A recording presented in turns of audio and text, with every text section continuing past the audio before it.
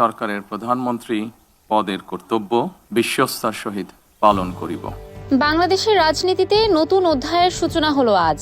ত্রয়োদশ জাতীয় সংসদ নির্বাচনে বিজয়ের পর সরকার গঠন করতে যাচ্ছে বাংলাদেশ জাতীয়তাবাদী দল বিএনপি।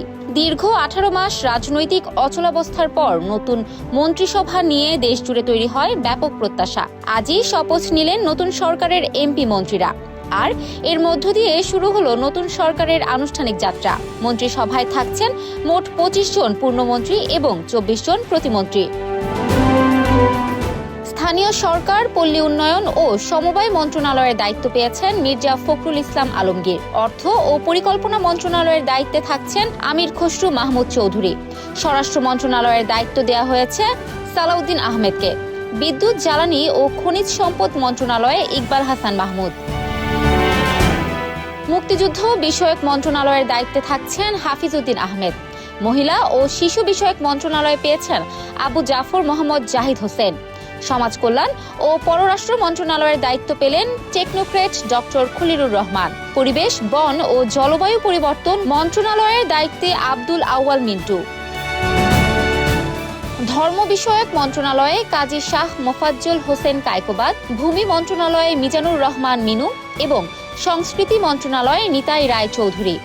বাণিজ্য, শিল্প, বস্ত্র ও পাট মন্ত্রণালয়ে খন্দকার আব্দুল মুক্তাদির এবং শ্রম ও কর্মসংস্থান প্রবাসী কল্যাণ মন্ত্রণালয় আরিফুল হক চৌধুরী। তথ্য সম্প্রচার মন্ত্রণালয়ে পেয়েছেন জহির উদ্দিন স্বপন। তথ্য, কৃষি, মৎস্য ও খাদ্য মন্ত্রণালয়ের দায়িত্বে থাকছেন টেকনোক্রেট মোহাম্মদ আমিরুর রশিদ। বেসামরিক বিমান পরিবহন ও পর্যটন মন্ত্রণালয়ে পেয়েছেন আফরোজা খানম এবং পানি সম্পদ মন্ত্রণালয়ে পেয়েছেন মোহাম্মদ শহীদ উদ্দিন চৌধুরী অ্যানি। দুর্যোগ ব্যবস্থাপনা ও ত্রাণ মন্ত্রণালয়ে আসাদুল হাবিব দুলু। আইন বিচার ও সংসদ বিষয়ক মন্ত্রণালয়ে মোহাম্মদ আসাদুজ্জামান। গৃহায়ন ও গণপূর্ত মন্ত্রণালয়ে জাকারিয়া তাহির এবং পার্বত্য চট্টগ্রাম বিষয়ক মন্ত্রণালয়ে দীপেন দেওয়ান।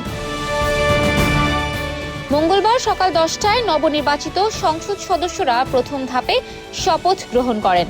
প্রধান নির্বাচন কমিশনার এএমএম নাসির উদ্দিন তাদের শপথ বাক্য পাঠ করেন। বিকেলে অনুষ্ঠিত হয়েছে নতুন মন্ত্রিসভার শপথ। নতুন সরকার দেশের জনগণের প্রত্যাশা কতটা পূরণ করতে পারে সেটি এখন দেখার বিষয়, বলছেন রাজনৈতিক বিশ্লেষকরা। ইফফাত আরা আইরিন, ক্যাম্পাস টাইমস।